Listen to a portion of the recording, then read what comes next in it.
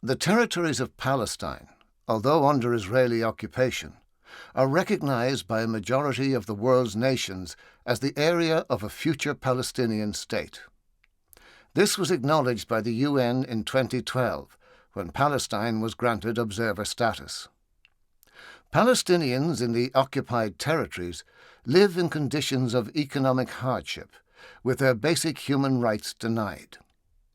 The UN has repeatedly demanded Israeli withdrawal from the West Bank, East Jerusalem, and Gaza. Israel withdrew military forces from Gaza in 2005, but is still defined as the occupying power, as it controls land, sea, and air access.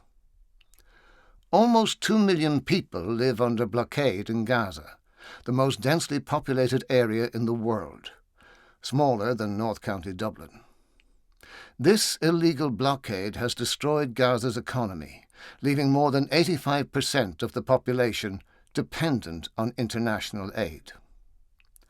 Israeli control of the West Bank and Gaza has been accompanied by regular punitive military operations against a largely defenseless population.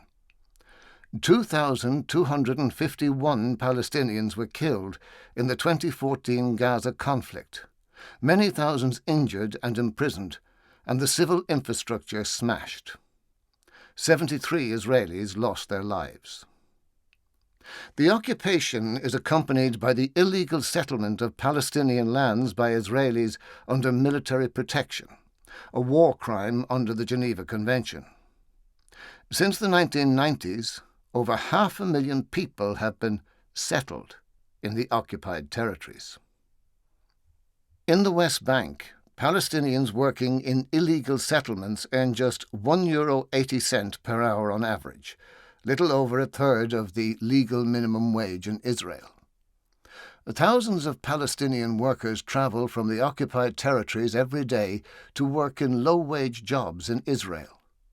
They have few employment rights and no access to social security. The so-called separation wall, built by Israel in the West Bank, has resulted in greater annexation of territory, the division of communities, and the separation of Palestinian farmers from their lands. The International Court of Justice has demanded that it be dismantled. Congress believes the occupation must end for a functioning democratic state of Palestine to emerge, consisting of the West Bank, Gaza, and East Jerusalem within the 1967 borders as agreed by the UN.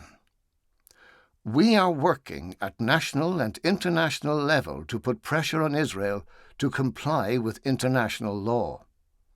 Congress is encouraging members not to buy goods or services produced in the settlements. We have also urged the Irish government to lead at European level to ensure Israel complies with international law and support the banning of settlement goods from European markets. For more information on how to get involved with our campaign and identify products from the illegal settlements, please visit our website.